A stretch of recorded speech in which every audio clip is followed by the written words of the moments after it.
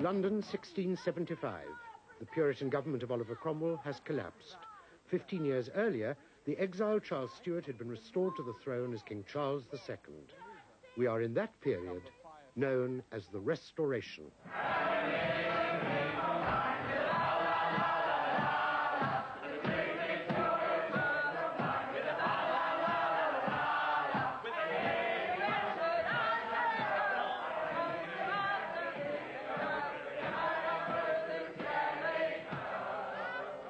The theatre, like the King, had returned to its place at the centre of English society, and with a vengeance. But it catered almost exclusively for the gentry. The theatre was an expensive place to visit.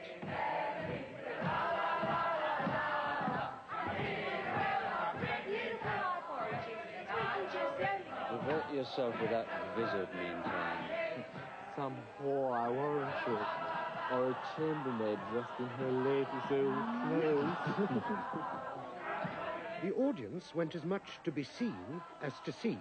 The theatre was a place to meet and talk, and taking its cue from the King, a place, frankly, to chat up members of the opposite sex. Did you stop? Say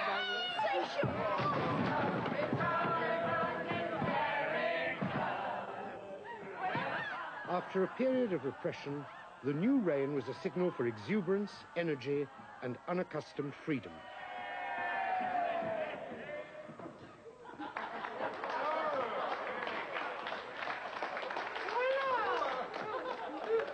The best seats in this sort of theatre were on the stage itself.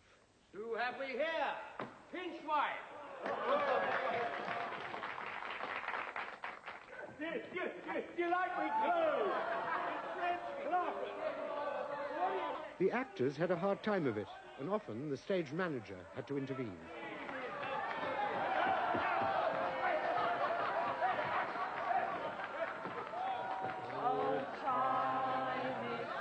The audience was exclusive, apart from the whores and orange girls. Out of the entire population of London, only a couple of thousand people ever went to the theatre, where the drama on stage and the drama in the auditorium were often interchangeable, the one reflecting the other. In the intervals, the grandees paraded their finery on stage.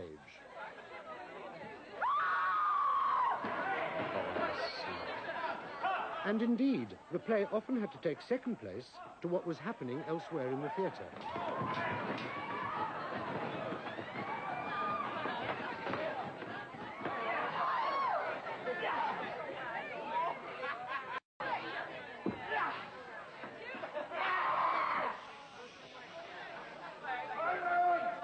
In the name of courtesy, I pray silence.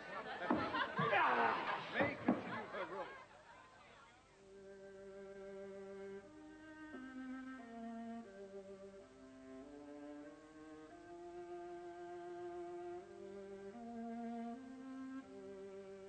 That new society had been born out of the English Civil War and 11 years of suffocation. The slaughter and bloodshed had been anticipated by the theatre, by the violent dramas of the Jacobean playwrights. With Cromwell's victory, Puritanism, the belief that pleasure and beauty led to damnation, had triumphed.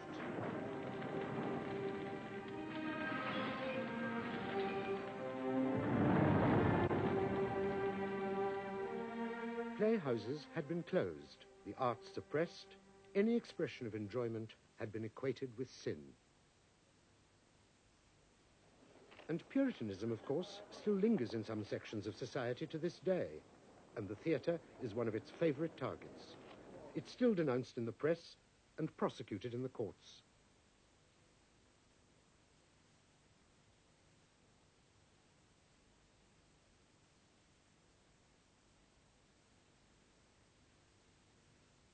And that, I believe, is simply a comment on the power of the theatre.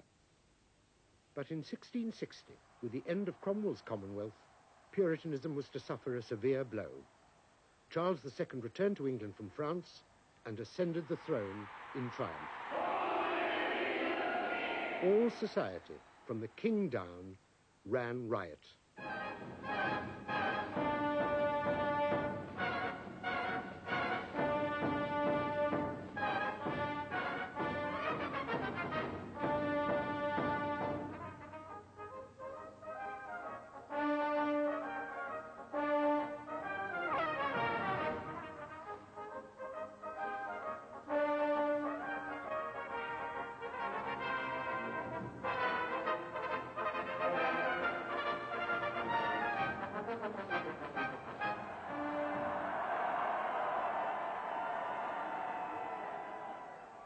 it's an extraordinary thing that the English in the late 17th century should use the theatre as one of the places to inhale deeply the new freedom.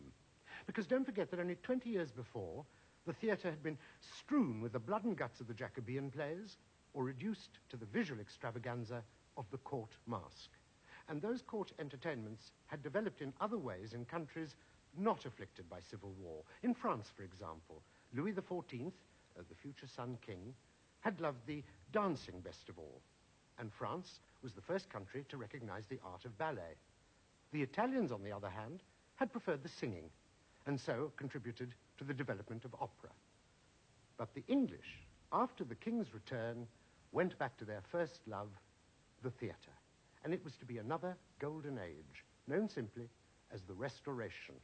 It would be licentious and bawdy, with one startling innovation imported from France, which you've probably already spotted.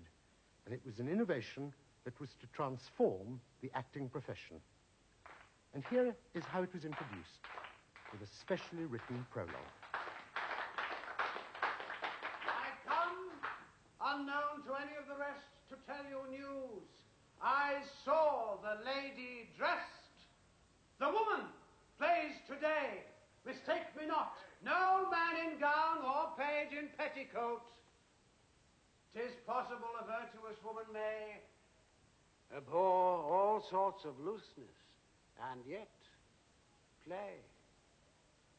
Play on the stage, where all eyes are upon her. Shall we count that a crime France calls an honor?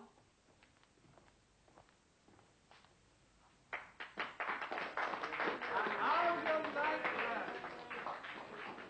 Come, what is to drive at?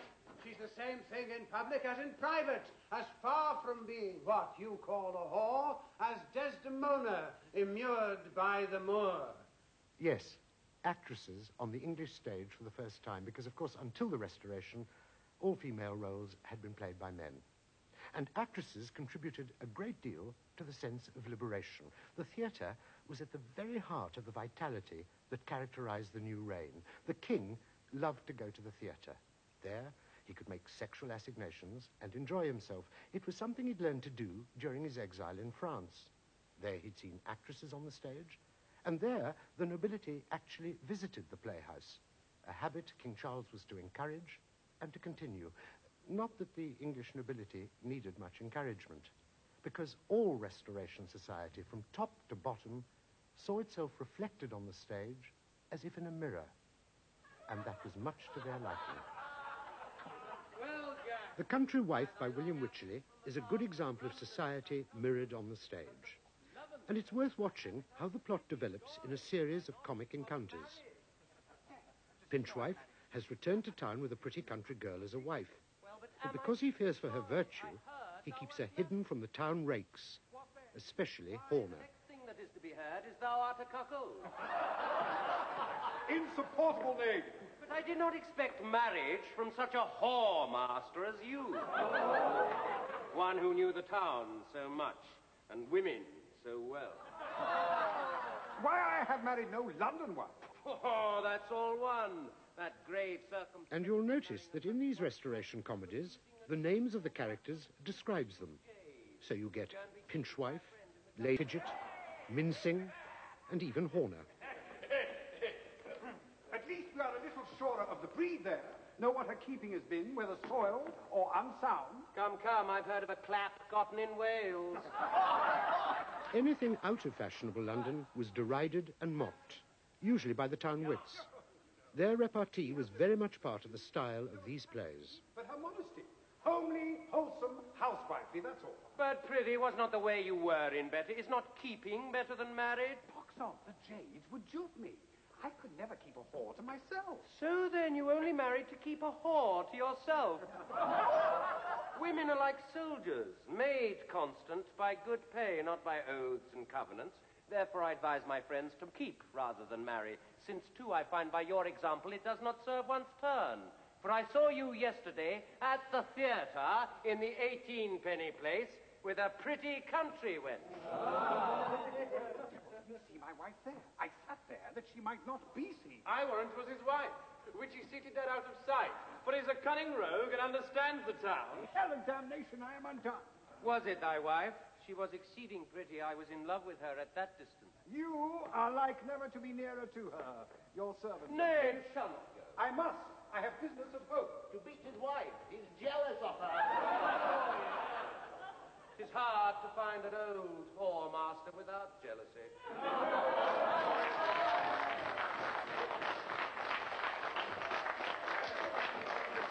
As well as wit, Restoration comedies always told a good, strong story.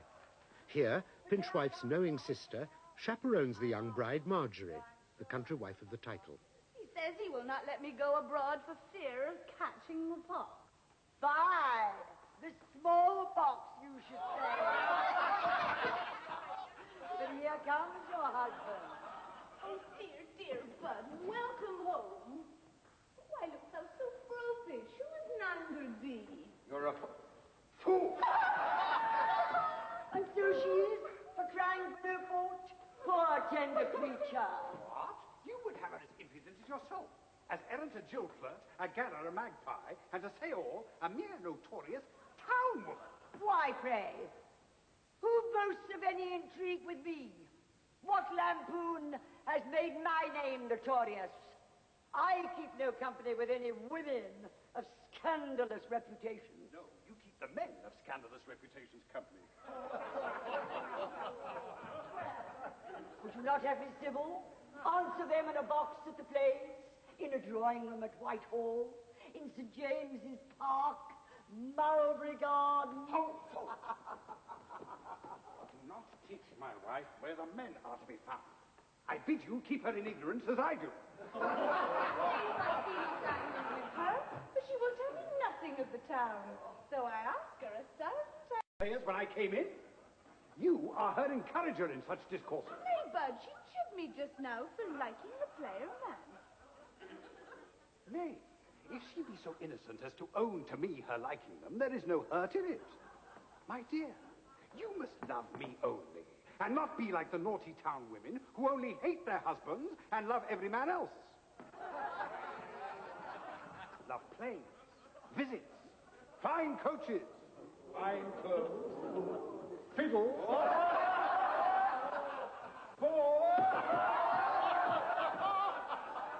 treats, and so lead a wicked town life.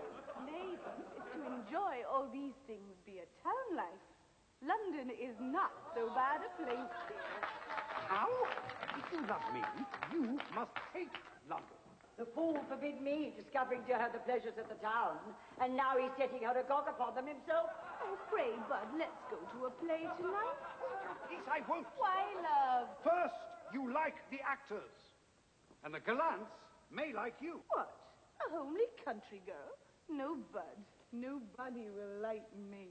I'll tell you then, that one of the lewdest fellows in town who saw you there told me he was in love with you.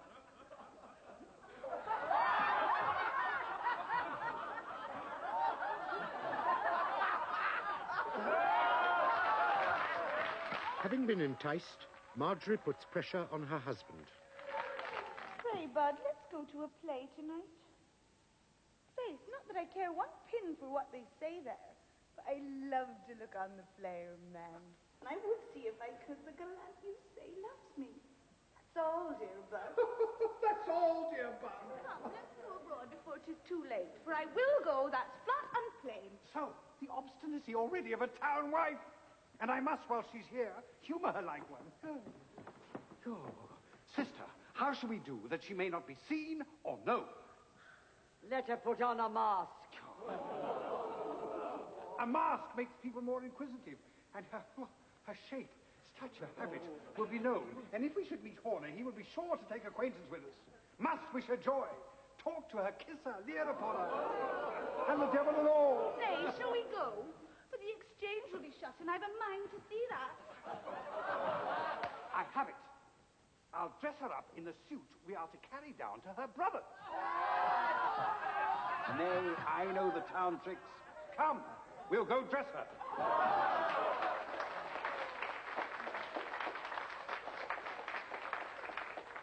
And so Marjorie, dressed as a young man, meets the rakes on her way to the theatre, much to Pinchwife's horror. Your servant, Pinchwife. Who is that pretty youth with you? I believe his wife's brother, because he's something like her, but I never saw her but once. Extremely handsome. I've seen a face like it, too. Come, let us follow. Let's go, Mr. Spark. But I haven't had half my belly full of fights yet. And walk this way. How now, Pinchwife? Your servant. I have business, sir, which I must mind. Your business is pleasure, therefore you and I must go different ways. Well, you may go on, but this pretty young gentleman, The lady. and the maid, shall stay with us, for I suppose their business is the same with ours. Pleasure. Stay with us. Prithee, Pinchwife, who is this pretty young gentleman? One to whom I am a guardian. Who is he? I never saw anything so pretty in all my life. Talk. Don't look upon him so much. He's a poor, bashful youth. You put him out of countenance. Come away, brother. Oh, your brother. Yes, my wife's brother. Come. Your sister stays supper for us. I thought so, for he's very like her I saw you at the play with, whom I told you I was in love with. Oh, Germany, is this he who says he was in love with you? I am glad on't, to be sure, for he's a curious, fine gentleman, and I love him too already. Is this he, Bud? Come, away. Why, what haste are you in? Why won't you let me talk with him? Because you will debauch him. He's yet young and innocent, and I would not have him debauched for anything in the world.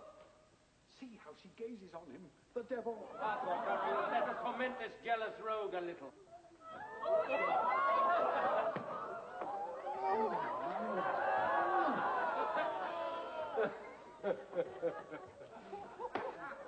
Good night, dear little gentleman. Lady, good night. Farewell, Pinchwife. Did not I tell you I would raise his jealous gall?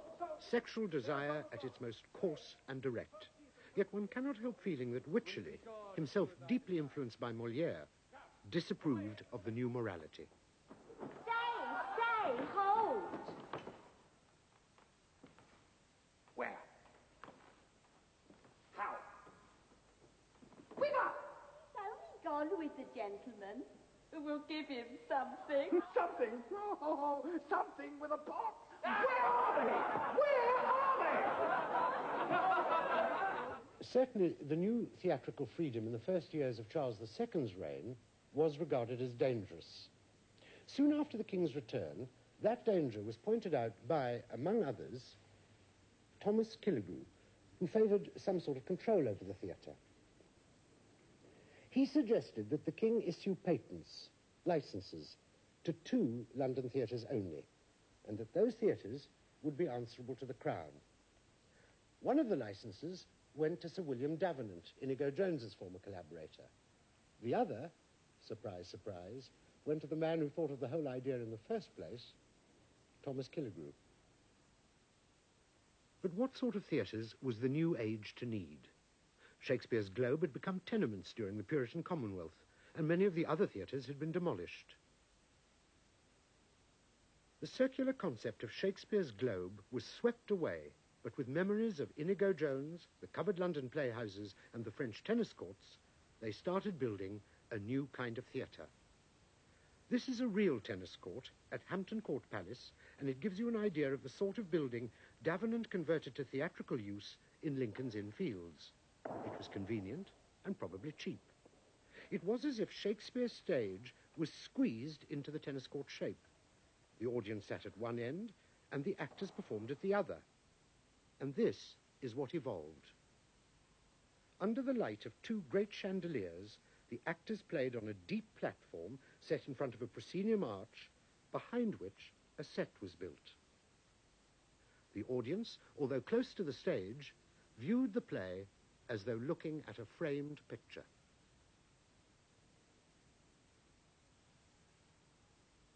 Eventually, these new theatres were to be built in the middle ground between the City of London and Whitehall Palace, the area we know today as London's West End.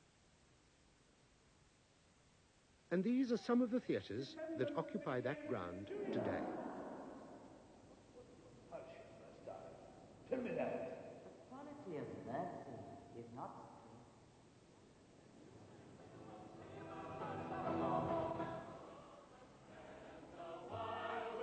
most important theatre, one of the first two to receive those royal patents, moved into the West End to be known as the Theatre Royal, Drury Lane. This present building is from a later date, but it stands on the original site.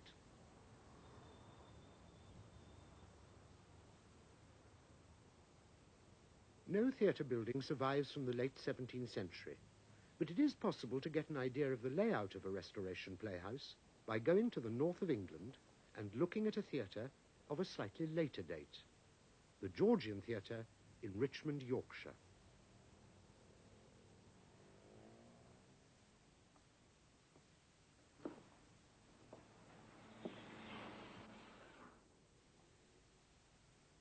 Now, the one thing the auditorium of a theatre tells you is precisely the sort of society for which it was built. Each section of society had its own allotted place in the auditorium. And because in the 17th and 18th century people went to the theatre not only to see but also to be seen, this was thought to be the best position, nearest to the stage and in full view of the rest of the audience. In the provinces, this would have been called the mayor's box, and the other boxes would have been filled by the gentry, what were called the carriage trade.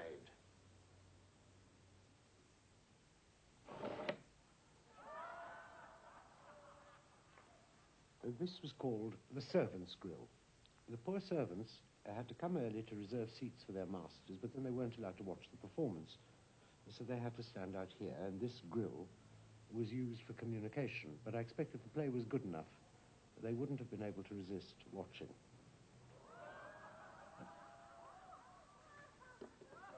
And this is the gallery, perhaps the best view in the house for the peasants and hoi polloi. And you see this board here, this was put here specially so that they could express their feelings without damaging the wooden panels thus.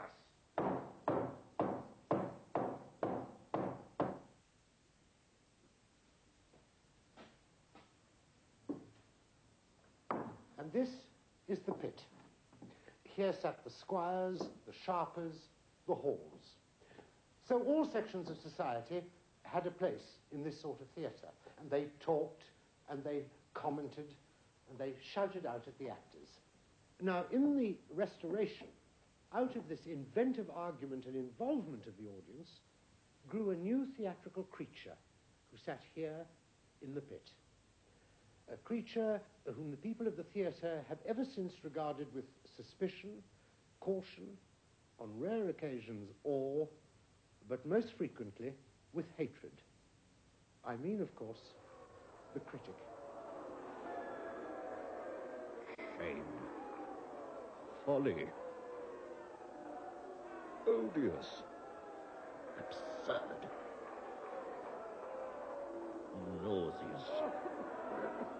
Ever since the Restoration, the voice of the critic has been an essential ingredient of the theatre everywhere. Their existence was justified by Dr. Johnson in 1763. You may abuse a tragedy, though you cannot write one. You may scold a carpenter who has made you a bad table, though you cannot make a table. It is not your trade to make tables. From the Devil's Pocketbook, number 111, about a renowned actress, 1786. Mrs. Siddons is manifestly the child of art. One can tell by the extension of one arm when to expect an R, and by the brandishment of the other when to expect an O. Samuel Taylor Coleridge on Edmund Kean, 1823. To see him act is like reading Shakespeare by flashes of lightning. Charlotte Bronte on the acting of the great tragedian William Charles Macready, 1850. Anything more false and artificial, less genuinely impressive than his whole style, I could scarcely have imagined.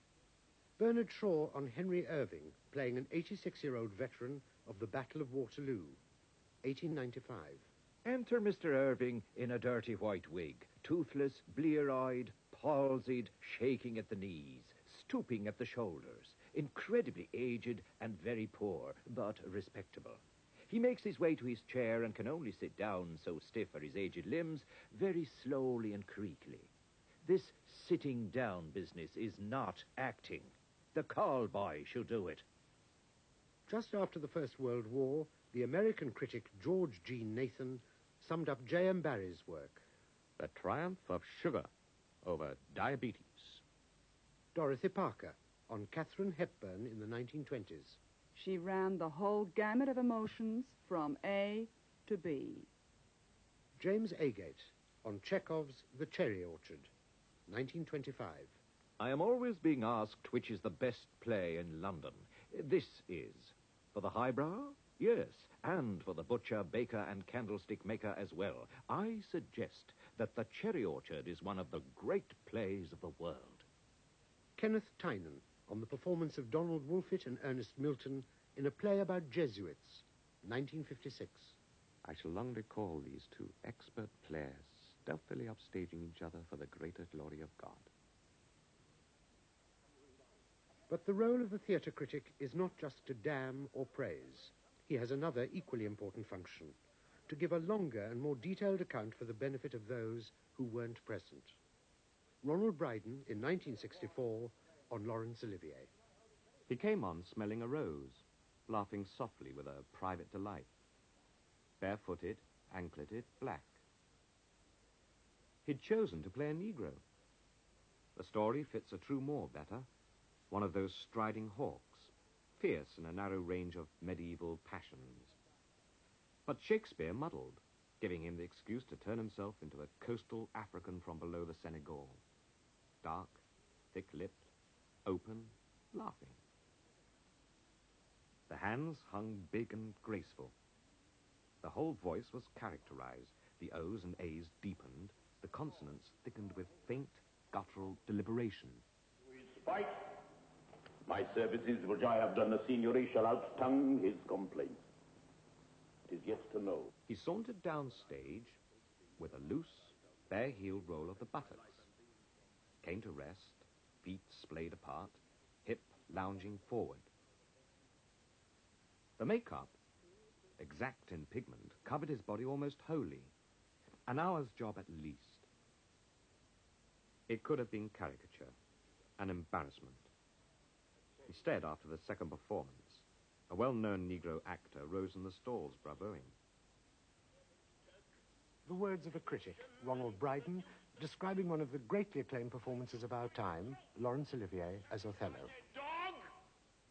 And one of the chief functions of theatre criticism is to give permanence to the passing traffic of the stage, to treasure up great performances and great productions, but equally to record the bad ones.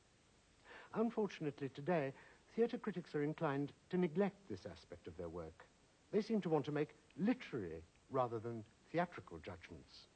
But one of the things I want to know when I read a review is what it was like to sit in a theatre on a particular night and witness a particular performance. What a play means, or whether it has social significance or literary merit, is, or should be, of secondary importance to the impact it makes on an audience in the theatre. Ever since the Restoration, critics have sometimes illuminated plays and sometimes got them hopelessly wrong. But the good ones have given us an impression of what it was like to be there. However, I think I ought to say that to most theatre people, there is no such thing as a good critic. Theatre critics should be regularly exposed like corrupt constabularies or faulty sewage systems. Indeed, as the structure of institutional theatre grows, I would employ gentle, subsidized chuckers out, so that most daily critics might be barred from openings altogether, along with actors' agents and boxes of chocolates. I'm only concerned that he appears to be in a position of power such that it prevents audiences from coming to see the works of playwrights, directors and actors that, who they should. What I think is rather important is that people in the theatre should get the impression that the critic's only function is to praise the theatre, and that their assumption is that if we can't find anything to praise, we shouldn't say anything at all. Can we ask the critics what they think their function is? I take it that my function is to go to the theatre and to have some kind of intellectual and aesthetic experience, and to translate that as vividly and truthfully and honestly into words as I can. Critics tend to say 10 years later what artists have taught them to say 10 years before. Any qualifications for being a critic? I should think so. Yes, a capacity to write, to react vividly, to have a certain knowledge of the drama of the past, to be able to communicate emotions, to be able to arouse enthusiasm. I don't think there are any academic qualifications. I think they've always been a dying race. The argument between theatre people and their professional critics will, I suspect, be forever with us. And so the Restoration gave the English theatre critics as well as actresses, and both must have contributed to a truly exciting time. There were brand new playhouses filled with lively, robust audiences, and above all, dozens of new plays. The writing was highly inventive and individual, and the Restoration playwrights, we're only talking about a period of 30 or 40 years, were giving birth to a new line of plays, plays which mercilessly scrutinized society and which were peopled with stylized characters who talked wittily and brilliantly. This style of play has come to be called the comedy of manners. And here's an example. Lord Foppington from The Relapse by Sir John Vanbrugh. And again, he's named after his character, a favorite figure of the Restoration, the fop. Idle, affected. I rise, madam, about 10 o'clock. I never rise sooner, but it's the worst thing in the world for the complexion. Not that I pretend to be a beau. A man must endeavour to look wholesome, lest he make so nauseous a figure in the sidebox, the ladies be compelled to turn their eyes upon the play. So at 10 o'clock, I say I rise. Now, if I find it is a good day, I resolve to take a turn in the park and see the fine women. So huddle on my clothes and get dressed by one. The comedy of manners has been one of the staples of English theatrical fare ever since the Restoration. In the late 18th century, Sheridan used it. And in our own time, of course, it was the style brilliantly employed by Noel Coward. I'm afraid I tire the company. Not at all. Pray go on. Why then, ladies? But perhaps the finest example in our language is by Oscar Wilde, The Importance of Being Earnest, a devastating lampoon of the late Victorians written in the 1890s. And we make no apology for breaking a rule and showing you a scene from a film of that play, because I can't imagine it being more expertly acted. Michael Redgrave as John Worthing, and Edith Evans as Lady Bracknell. Are your parents living? I have lost both my parents. To lose one parent, Mr. Worthing, may be regarded as a misfortune. To lose both looks like carelessness. Who was your father? Well, I'm afraid I really don't know. The fact is, Lady Bracknell, I said I had lost both my parents. It would be nearer the truth to say my parents seem to have lost me. I don't actually know who I am by birth. I was found. Found? The late Mr. Thomas Cardew, an old gentleman of most charitable and kindly disposition, found me and gave me the name of Worthing because he happened to have a first-class ticket for Worthing in his pocket at the time. Worthing is a place in Sussex. It is a seaside resort. And where did the charitable gentleman who had a first-class ticket for this seaside resort find you? In a handbag. A handbag? I've often wondered how much Wilde's comedies and the hatred they generated contributed to his eventual downfall. It seems to me that whenever freedom returns to a repressed society, there are people who feel duty-bound to test its limits. And so it was in England in the late 17th century. Playwrights, women as well as men, produced plays of greater and greater daring, which were seen in certain quarters, of course, as subversive. And although the general climate was one of ceaseless examination and curiosity, satire in the theatre was still regarded as something dangerous. In the 1680s, Thomas Otway was one of the playwrights who felt obliged to test the new freedom.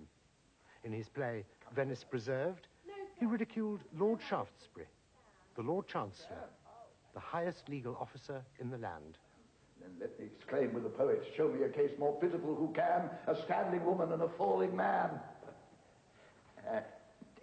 You won't sit down? No, sir. Then suppose me a bull, a Baysan bull, a bull of bulls.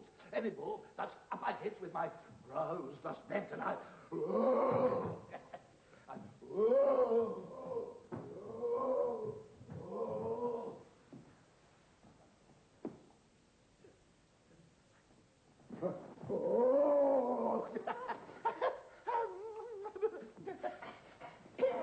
now your honour's been a bull, pray what beast will your worship please to be next? Nay then, I'll be a senator again. Thy lover, my little knickknacker.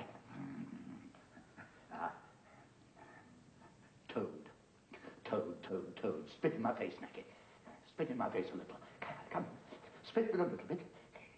Spit when you obey, I say. Oh, do prithee spit. Now. Huh?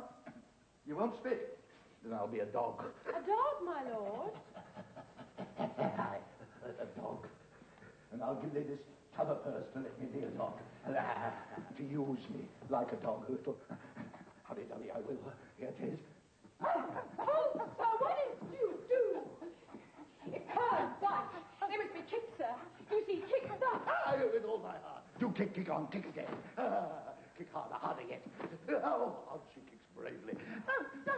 I'll take a snap at thy shins. Nay, then I'll go another way to work with you. And I think here is an instrument fit for the...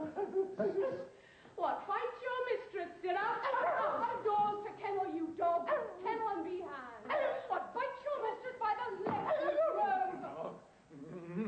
Oh, nay, pretty necky, now thou art too loving. Hurry, ought to be a dog no longer. Nay, none of your fawning and grinning, but be gone. Be gone. Where's the discipline? Very barbarous usage, Knacky, very barbarous. Out. Your kennel, Sirrah. Go. Restoration plays seem to suggest that there was a guarded emancipation of women. They're frequently portrayed as intellectually equal to men, and sometimes as intellectually superior. The playwright who expresses this most clearly is William Congreve in his masterpiece, The Way of the World, which, incidentally, when it was first produced in 1700, flopped. And so disenchanted was Congreve that he never attempted another original play. The plot of The Way of the World is confused and confusing, but it hardly matters, because the brilliance of the play lies in the language and in the subtle relationship between two highly intelligent people, Mirabell, in love in spite of himself, and Millamant, wanting to be loved but not enslaved. It's a well-known type of scene. It was already well known when the play was first produced. Two people jockeying for position, laying down conditions for their forthcoming marriage. In the English repertoire, it is perhaps traditionally performed something like this. More than impossible. Positively, Mirabell. I'll lie abed in the morning as long as I please. Then I'll get up in the morning as early as I please. Idle creature. Get up when you will. And you hear, I won't be called names after I'm married. Positively, I won't be called names. Names? I as wife, spouse, my dear, joy, jewel, love, sweetheart, and the rest of that nauseous cant in which men and their wives are so fulsomely familiar. I should never bear that. Good Mirabell, let us not be familiar or fond, nor kiss before folks like Lady Fadler and Sir Francis, nor go to Hyde Park together the first Sunday in a new chariot to provoke eyes and whispers, and then never to be seen there together again, as if we were proud of one another the first week and then ashamed of one another forever after. Let us never visit together, nor go to a play together, but let us be very strange and well-bred. Let us be as strange as if we had been married a great while, and as well-bred as if we were not married at all. Have you any more conditions to offer? Hitherto your demands are pretty reasonable. Trifles. To pay and receive visits to and from whom I please, to write and receive letters without interrogatory or wry face on your part, to dress as I please, to choose conversation with regard only to my own taste, to have no obligation to converse with wits that I don't like because they're your acquaintance, or to be intimate with fools because they may be your relation. Come to dinner when I please. Dine in my dressing room when I'm out of humor without giving a reason. To have my closet inviolate, to be sole empress of my tea table, to which you must never presume to approach without first asking leave. And lastly, wherever I am, you shall always knock upon the door before you come in. These articles subscribed, if I continue to endure you a little longer, I may by degrees dwindle into a wife. But let's leave the confines of the theatre and look at this scene again, played another way. In this evocation, we've tried to bring out the underlying tensions between the couple and the central temperature of the time. These are two peacocks circling each other in a ritual courtship dance. Good Mirabelle, don't let us be familiar or fond, or kiss before folks like my Lady Fadler and Sir Francis, or go to Hyde Park together the first Sunday in a new chariot to provoke eyes and whispers, and then never be seen there together again, as if we were proud of one another the first week, and then ashamed of one another forever after. This is not the polite legal contract scene of the previous version, but a passionate exchange between a man and a woman who are laying down more serious conditions, the hope that love and lust will not end with marriage, but continue forever. As well bred as if we were not married at all. Any more conditions, Storm? Hitherto your demands are pretty reasonable. Trifles. As the liberty to pay and receive visits to and from whom I please, to write and receive letters without interrogatories or wry faces on your part. Come to dinner when I please. Dine in my dressing room when I'm out of humor, without giving a reason. To have my closet inviolate. To be sole empress of my tea table, which you must never presume to approach without first asking leave. And lastly, wherever I am, you should always knock at the door before you come in. These articles subscribed, if I continue to enjoy you a little longer, I may by degrees dwindle into a wife. Have I the liberty to offer conditions? That when you are dwindled into a wife, I may not be beyond all measure enlarged into a husband. You have free leave. Propose your utmost, speak and spare not. I thank you. Imprimis, then, I covenant that your acquaintance be general, that you admit no sworn confidant or intimate of your own sex, no she-friend to screen her affairs neath your countenance and tempt you to make trial of a mutual secrecy. No decoy duck to wheedle you up scrambling to the play in a mask, then bring you home in a pretended fright when you think you shall be found out, and rail at me for missing the play and disappointing the frolic which you had to pick me up and prove my constancy. Detestable imprimis. I go to the play in a mask. Item. This scene is important because it shows for the first time a rake who is not just interested in sex before marriage, but afterwards too, and throughout married life. Can you coin it? To which end, together with all vizards for the day, I banish all masks for the night made of oilskins and I know not what. Hog's balls, hare's gall, pig water, and the marrow of a roasted cat. In short, I forbid all commerce with the gentlewoman in what do you call it, court.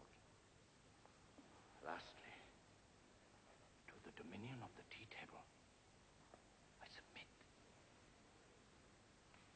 But on proviso that you keep your side of the bargain. Well,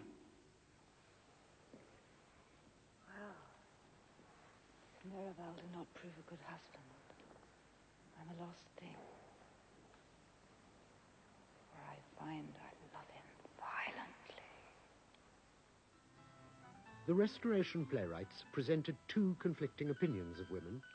On the one hand, she was regarded as nothing more than a sexual object. On the other, as I've said, as intellectually remarkable. These opinions have not yet been reconciled and may be one of the reasons why the plays of the period continue to fascinate. And much of the interest about the role of woman in society was certainly quickened by the advent of actresses. The actress was born in the Restoration Theatre. Boy actors from Shakespeare's day had, of course, grown older during the Commonwealth, and they would act again, but playing male parts. Women playing women was the novelty in the theatre under Charles II. He's afraid that you should love another man. I know my damn line. He's afraid that you should love another man. The Country Wife was one of the first plays to epitomize the spirit of the Restoration. The sort of women's roles written by Wycherley, Congreve, and others could never have been played by men. The whole point would have been lost. The gentry, who sat under us, so I could not see him. He said none but naughty women sat there, whom they toused and moused. But I would have ventured for all that. But how did you like the play? Indeed, I was weary of the play. But I liked hugely the actors. Oh, they are the goodliest and properest men, sister. Oh, but you must not like the actors. Sister, how can I help it? Sister, when my husband comes in, will you ask leave for me to go a-walking? A walking? A country gentlewoman requires as much airing as her husband's horse is. And I suggest no dramatist faced with an all-male cast would ever have bothered to write a scene as overtly saucy as this. Harcourt, darling, let us torment this jealous rogue a little. Oh, come, pray, let him go. I cannot stay fooling here any longer. I tell you, his sister stays supper for... Does she? Come then, we'll all go to sup with her indeed. No! Now I think on it. Having stayed so long for us, I warrant she's gone to bed. Well then, if she be gone to bed, I bid her and you a good night. But pray, young gentlemen, present my humble service to her. Thank you kindly, sir. Tell her, my dear sweet little gentleman, for all your brother there, that you have revived the love I had for her at first sight in the playhouse.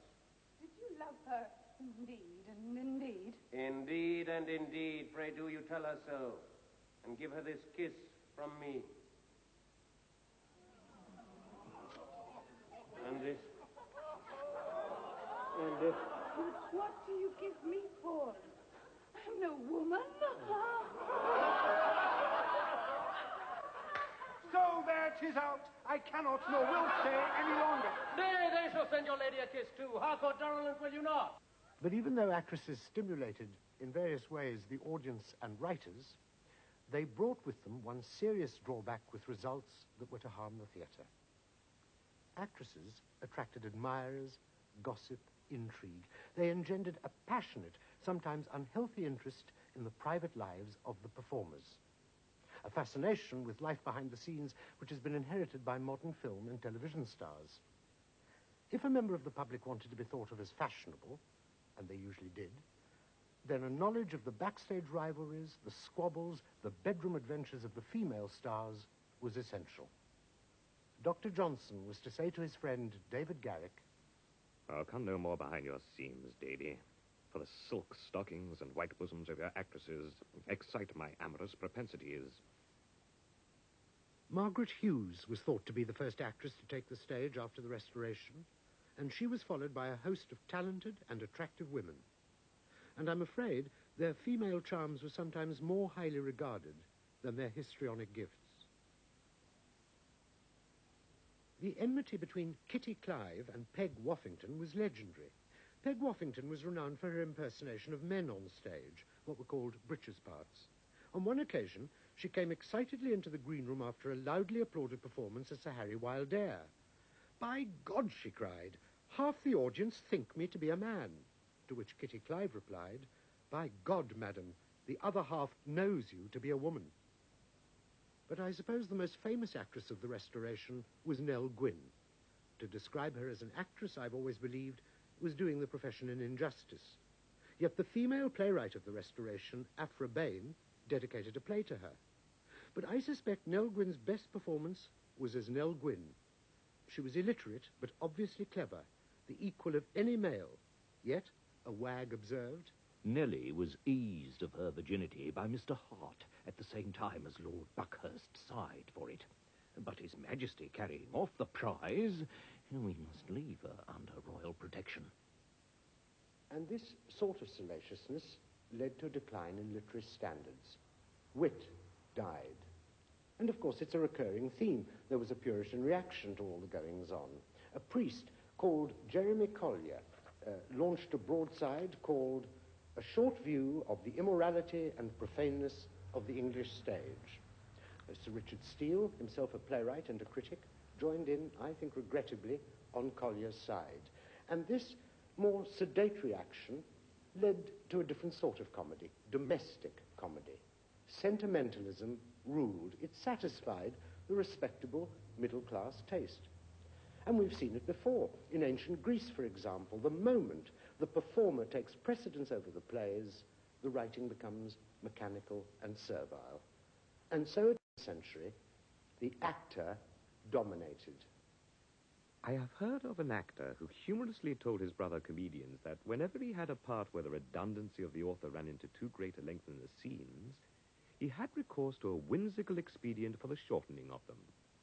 He had the whole part wrote out, and then gave it to his cat to play with. What Puss clawed off, the actor left out. Yet he generally found enough remain to satisfy his audience. The actor was to become the focus of theatrical enterprise, largely due to the activity and talents of this man, David Garrick. He was to spawn a breed that dominated the theatre for the next 100 years, the actor-manager, and with some extraordinary results.